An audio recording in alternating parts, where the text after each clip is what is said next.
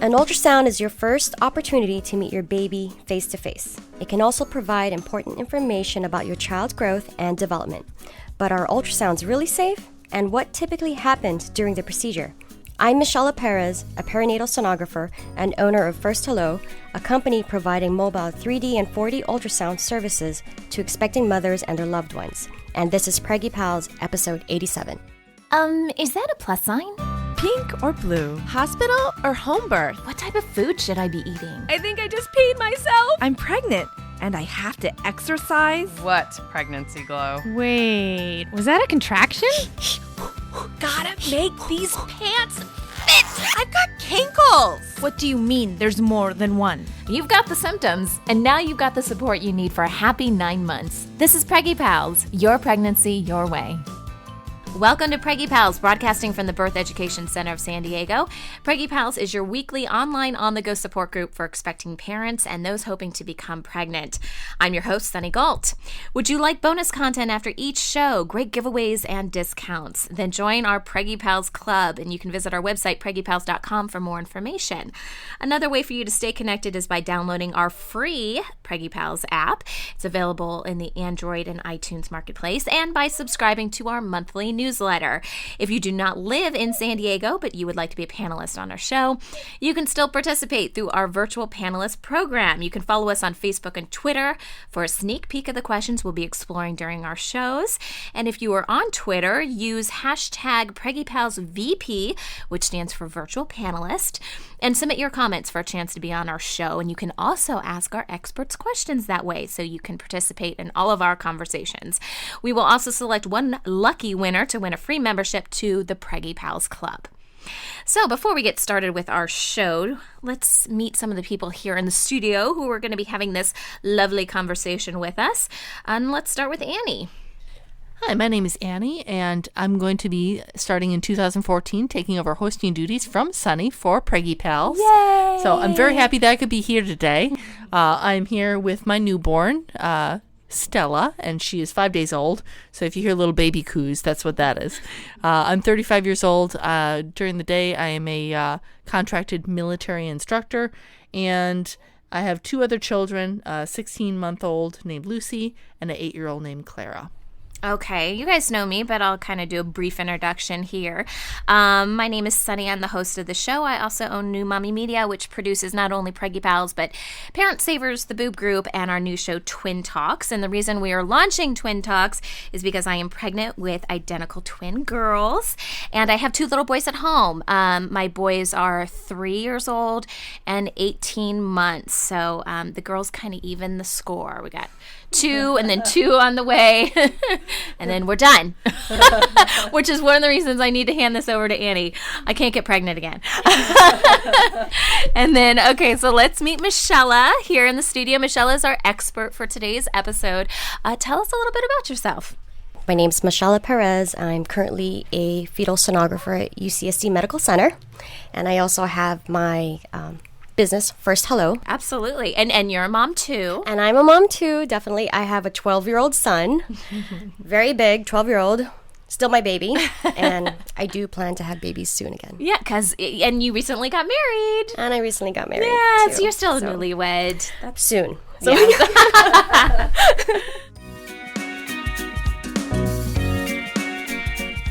All right, before we get started with today's show, we are going to review a pregnancy app, and we like to do this for all of our listeners. I know a lot of you guys listen to Preggie Pals on our Preggie Pals app, so you guys are very app-friendly, and especially if this is your first-time pregnancy. I know there's a lot of things you want to track and remember about your pregnancies, and so we want to help you out with that. The app we're reviewing today is called Baby Bump Pregnancy App. I know it's available on the iPhone. I believe it's on Android as well. There is a free version and a paid for version. I did not upgrade to the paid version, so you guys are going to get the short and sweet. today of what the free version offers. But it is nice being a soon-to-be mom of twins. It does allow you to enter more than one baby if you're pregnant with twins or multiples. So that kind of appealed to me a little bit. It does have a lot of stuff that some of the other apps have. I think they're kind of gearing themselves to be a one-stop shop. So, when you first log in, immediately you can see what the baby's size is supposed to be right now, if you're pregnant, and then it gives me a fruit comparison.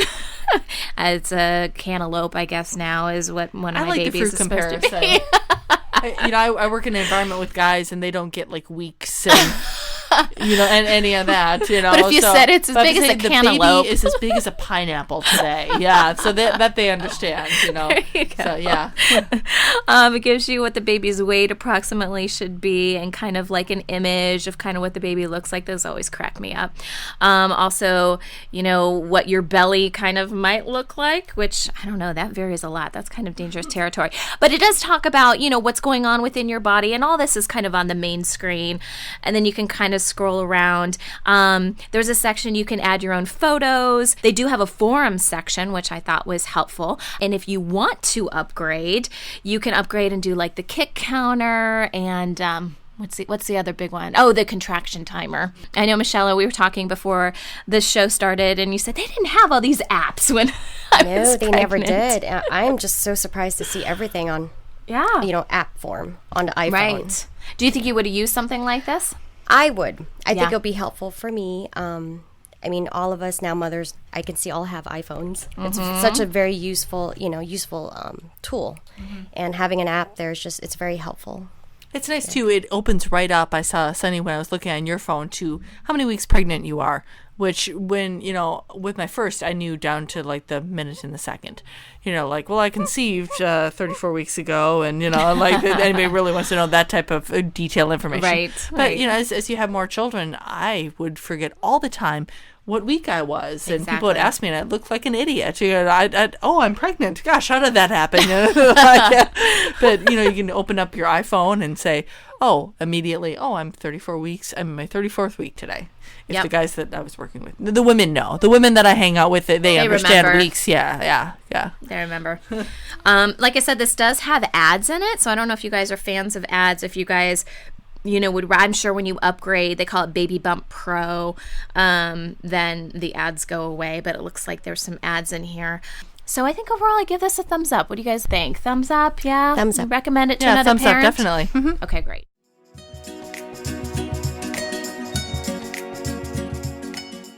For most pregnant women, ultrasounds are a common part of your prenatal care, but you can also choose to have elective ultrasounds to determine baby gender or just share a special moment with friends and family. Joining us in the studio today is Michelle Perez, a perinatal sonographer who has her own mobile ultrasound business, and I've personally experienced this business. Michelle has come over to my house and done ultrasounds personally for me and my family, and I can tell you guys a little bit more about that later. But Michelle, let's first start the conversation by talking about ultrasounds. Welcome to our show. It's a pleasure to have you here. Thank you. I'm happy to be here. So if we're talking about the basics of ultrasounds here, let's just talk about definitions. What exactly is an ultrasound? Well, ultrasound, basically, are you talking about physics? In physics would actually be high frequency sound that is the human ear cannot catch. So sound waves. Sound waves, basically. But when it comes to ultrasound, as a medical ultrasound, a method that utilizes high frequency sound waves that bounces off tissues, and that's what creates the images. Okay, so we're working with sound waves to form some sort of an image that we can see. Correct. And that's the same whether it's a 2D, 3D, whatever. Same thing. Same Everything type of applies to technology. Yes. And is there a difference, because I always get confused with this, between having an ultrasound and a sonogram? Like when we introduced you, it was a sonographer. So I hear these terms used, and I don't know if there's really a difference between the two. Well, for ultrasound, of course, is the method. Okay. It's the procedure itself, and sonogram is the image produced by the ultrasound. I see. Okay. Basically. And sonographer is the person who does the ultrasound. Okay. That makes a lot more sense. So the big question a lot of people have are are ultrasounds safe? You know, there's a lot of women that don't want to have ultrasounds or at least want to limit them. You know, I've talked to a lot of women that they're a little bit, you know, scared of them, you know? Well, so with ultrasounds, as of say, there has not been, no known biological effects. I mean, it's been used for many, many decades, and a lot of the machines that are used, like, the famous machines like General Electric, Philips, Siemens, all of those are calibrated and operated to the safe operating standards. Okay. So a lot of, I guess, how would you say this? A lot of people who research an ultrasound get what they get on the internet. And I think you pull up all these studies, and a lot of these studies that I've read, too, they're actually based on ultrasounds that exceed those intensities that the ultrasound machines don't use at all. Oh. It's far, way, way higher output intensities. And on top of that, they do these experiments for hours at a time. So, which you're never having an ultrasound for hours at a time. No, not at all. No, not at all. Ultrasounds are pretty much limited to an hour for diagnostic, not unless clinically indicated they would want to evaluate something else or have you come back. Okay. For elective ultrasounds, it's definitely kept less than 30 minutes, for sure. Okay. Annie, what are your thoughts on ultrasounds? I think that you can read a lot of things on the internet and get scared of it, yes. And I'm involved in the birth community, and there's definitely different thoughts of safety and, limiting things. And, so I think everyone just has to find a medical care provider that they trust and go on, what good research indicates. So, I mean, for me personally, there wasn't a medical reason to have an ultrasound, but everybody's in a different situation. I mean, I had a couple of miscarriages, and so for me, an early ultrasound just to get a heartbeat check was important. I needed that for my mental health more than I needed for physical health. And it's really same thing with the baby that I'm holding right now, who's sleeping so wonderfully. I know. Keep sleeping, baby. I had one at 28 weeks, not because I wanted to know the gender, but just because for my peace of mind, I wanted to know going in, are there markers for Down syndrome? Yeah. Not that anything would be, done. Again, that's a very personal decision. But I wanted to know going into, do I have to prepare and have things ready when it's time for the birth?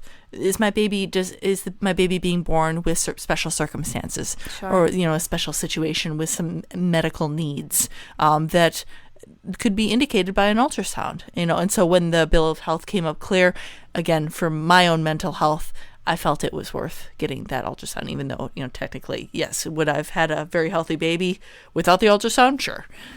So it was more for me than for my baby. Sure. Yeah. So, Michelle, how accurate would you say ultrasounds are? And does it depend on the equipment? Because I know not all ultrasound equipment is created equally. Well, let's see. I've worked with various machines. Sure. I believe accuracy is dependent on many factors, such as gestational age, also based on fetal positioning, is also based on operator's experience, so sonographer's experience, and also some, like what you mentioned, depends what type of machine you would use. The accuracy of ultrasound is greater in the first trimester when determining due date.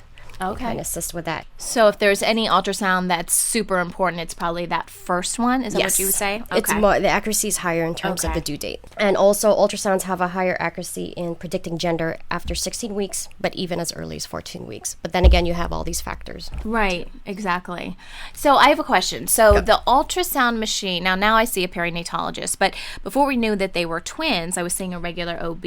And there's different machines that are in the OB's office than what my perinatologist uses. So what can we tell people as far as, we mentioned there's different types of brands of machines, right? We mentioned that, but what do we need to know about something that, again, we would use in an everyday OB environment versus your 20-week ultrasound or something like that? I mean, are the machines drastically different, and how are they different? There are many models of ultrasound machines out there, such as, General Electric, GE, Philips, and the Siemens, which are a few of the popular ones that are utilized in OBGYN clinics and hospitals.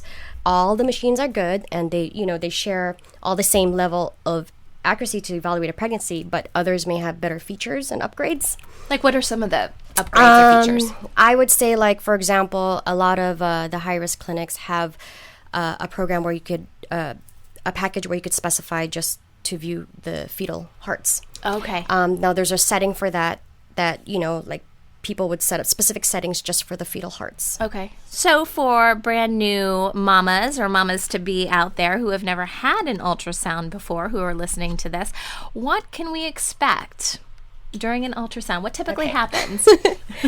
So first, when I see a patient working at the U, I do introduce myself and bring them to exam room.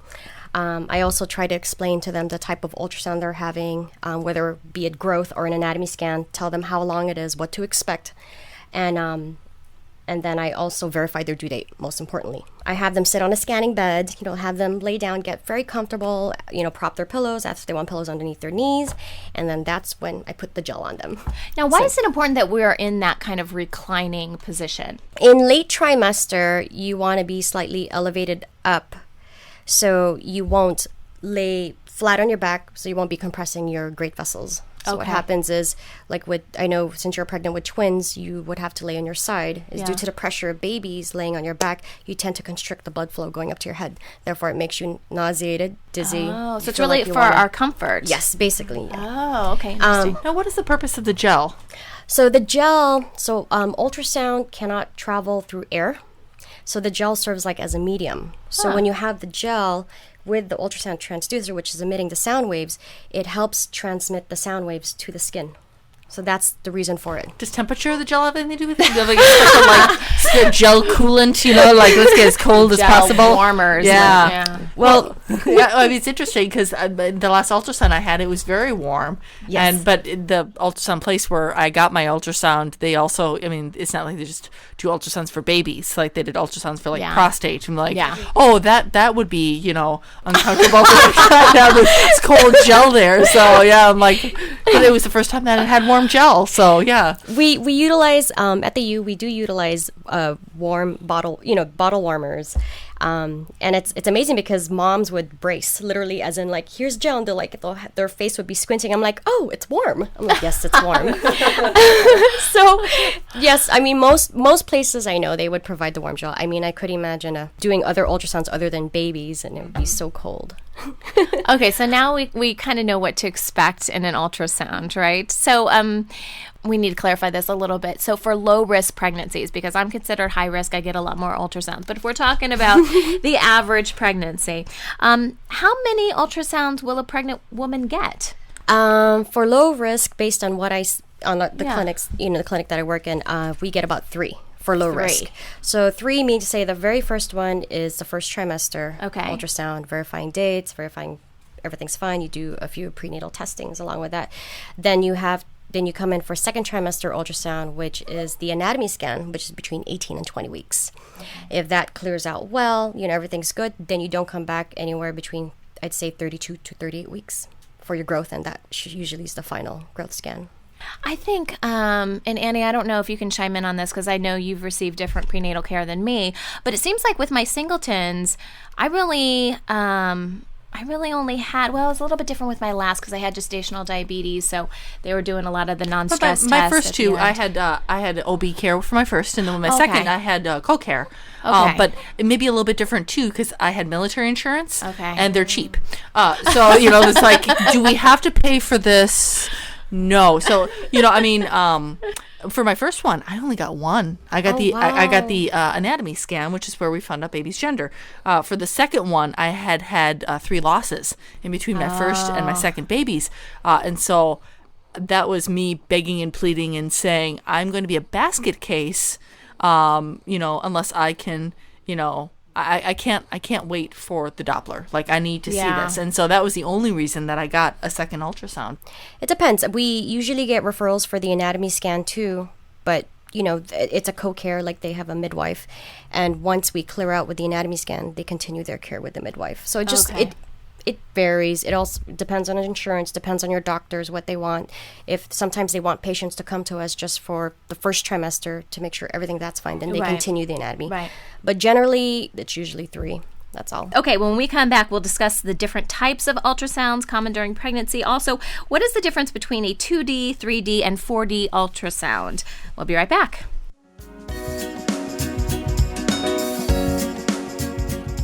Welcome back. Today we're discussing ultrasounds and what to expect during your prenatal care. Okay, so Michelle, when we're talking about different ultrasounds, we hear stuff about like, okay, this is a level 1 ultrasound, this is a level 2. Can you kind of break that down for us and tell us what exactly we're talking about there? So level 1 ultrasounds is the basic, pretty much. It's mainly, of course, people usually go through level 1 initially if you're low risk. Okay. The sonographer just takes measurements and images of your developing baby, and they also assess the surrounding structures such as your ovaries, uterus, baby's placenta, and amniotic fluid. Okay. If suspected, for abnormalities or anything that they see in an ultrasound, then that's when you get moved on to level 2. Okay. For level 2 ultrasounds, they're more in-depth.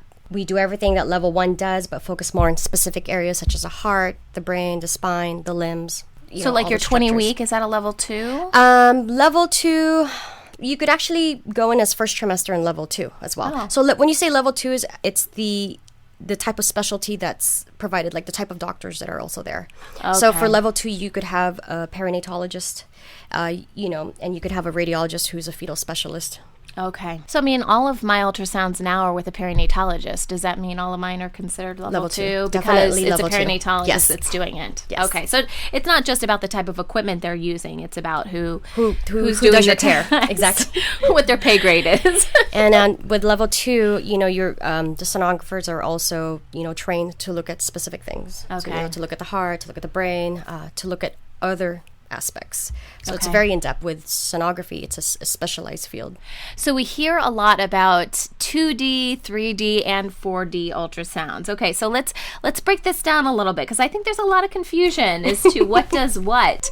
So help us break this down, Michelle. Okay, so 2D ultrasound is the traditional method that everyone sees. It's basically black and white, flat, two-dimensional screening of babies. So for an example, when the first thing that mom notices is a profile view in ultrasound. That's 2D. Okay. With 3D ultrasound, it's an advanced method of 2D. This is where you're able to capture baby's face. Okay. So just the face. So we're not talking about the body. No, pretty much anything. So three-dimensional is just... You get the third aspect of dimension. It looks Yes. like it's coming out of the screen. And Yes. you're like, you're like, oh, I can recognize that face. This is where we're like, well, that blur is like the nose might be like my husband's. Or it's a shadow. Exactly. Oh, wait. No, that's an elbow.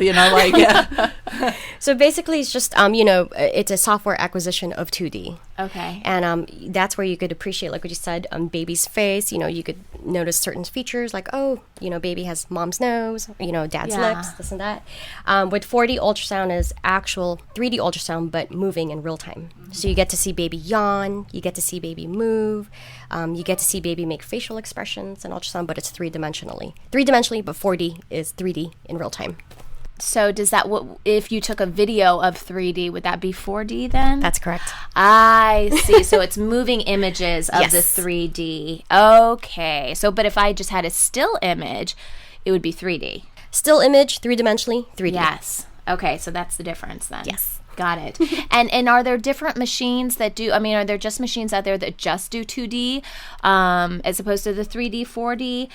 Yes, there is. There's certain machines that don't have the 3D, 4D capability.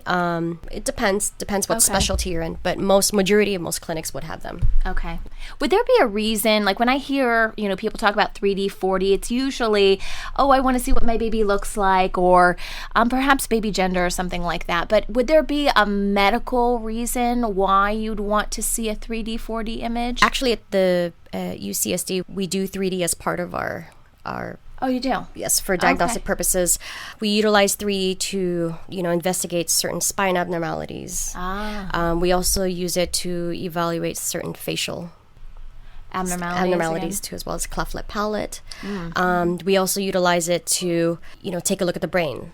So with 3D, when it says three-dimensionally, not only is it superficially, but we could render it in 3 slices. So it's probably what you guys don't see in three-dimensional, but we're able to see it as we're trying to look. So we're able to see baby structure in 3 planes. Okay. So when you want to look at a brain abnormality, or you want to make sure that baby doesn't have for example, like a Chiari malformation is where the cerebellum is like a banana shape.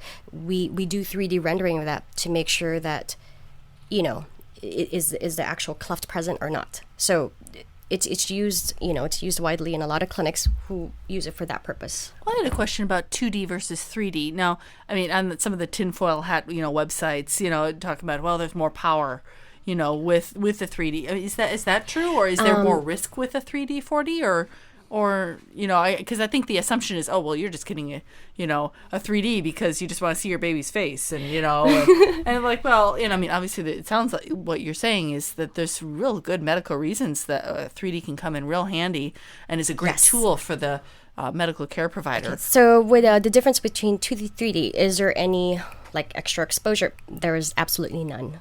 All it is with the 3D and 4D is just data acquisition. So it's actually the computer technology that's in the ultrasound machine that renders that, which is amazing, I think.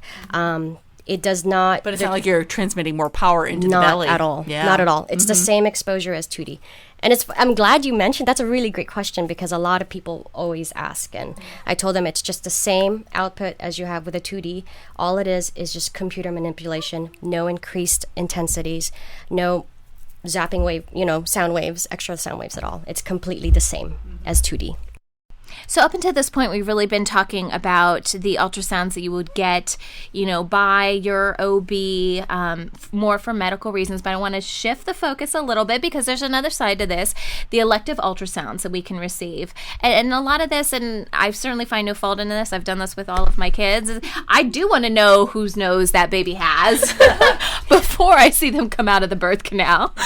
And for my personal situation, it was really neat where I don't have family nearby, so to have it was just a DVD taken of the looking at the screen basically as the sonographer was doing his images, but that was sure nice. And Dad's on deployment 9,000 miles away, for him to be like, I could mail him the DVD, and then it was like he could be involved in the pregnancy. So that was just a really neat service, Yeah. Michelle, what are some of the common reasons that people have elective ultrasounds? Well, first off, elective ultrasounds are very optional, so it's up to mom if she would want one. We primarily just focus on just superficial structures, so we look at the face, we look at the foot, we look at the fingers, look at the back of baby's, spine. Sometimes we have parents listen to baby's heartbeat, and also just watching baby in 4D. So I think the reason why mothers choose to have elective ultrasound is that's, it's just simple. It's they want to see baby. Elective ultrasound, I think, is the extra time that you don't get when you do a prenatal ultrasound. Because when you do a prenatal ultrasound, the sonographers are basically just looking out after one thing, and that's baby's well-being. Right. You don't have time to really show all the little details that you'd want to show your husband or your kids. And with an elective ultrasound, it just provides that little bonding time to, that reassurance, like how you wanted to hear baby's heartbeat. It was just that one thing that will make you happy and content inside. Right. That's what I think. Okay, well, Michelle, I definitely want to talk about your business because I feel like you've taken this to the next level, and it's something that I'm really excited about. As you guys know, I'm a mom of 2 already, with 2 on the way, and as we were just saying, it's hard to, the whole thing about not being able to videotape or take your kids into, where you're having your ultrasound performed. It always kind of rubbed me the wrong way because I always felt like it was supposed to be a personal experience and a memorable one, and I love what you've done. So tell us a little bit more about First Hello. So I'll just let you know how it all first started. Sure. So, with First Hello, I've been working in a fast-paced, high-risk obstetric field for over 6 years now. I've seen the experiences that mothers would go through, good and bad. I think that, there should be more time for bonding. I think mom, it should all be about mom. It should, give her the extra time to want to look at baby's face, baby's foot, baby's hand, anything, to even share that experience with her kids running around the house, her kids being there, Right. Her friends, grandparents, So with First Hello, that's how it was born. Yeah. Yeah. So we need to clarify. So it's a mobile company, right? So you go to people's homes. Yes. And that's the difference between just, Googling 3D, 4D ultrasound companies is that most of those have their own, places where you're still going to have to travel. Yes. And then there's great things about those too. I don't want to knock those. But what I really love is that, again, the more kids you have, the less mobile you become as a mom, right? Yes. So I was very grateful when Michelle came over to my house to do this personally. And I should say that Michelle is the first person that told me that they were girls, which was an amazing experience in itself. And I love that you launched this business. I know there's not a lot of companies out there that are doing this. In fact, I think you said there's like a handful across the nation, right? Yes, there's only, I would say, a handful in the United States that are doing it, and I think I'm the first in San Diego. Yes. Well, congratulations to you. I think this is amazing. A lot of kudos for starting your own company. Well, thanks, Michelle, for joining us today. You're welcome. For more information about Michelle, as well as our panelists, you can visit the episode page on our website. This conversation continues for members of our Preggie Pals Club.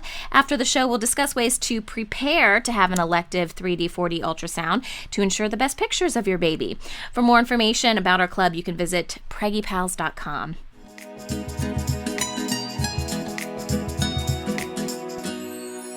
Before we wrap today's show, here's Jeanette McCulloch with some of the best online pregnancy resources. Hello, Preggie Pals. I'm Jeanette McCulloch of Birthwell.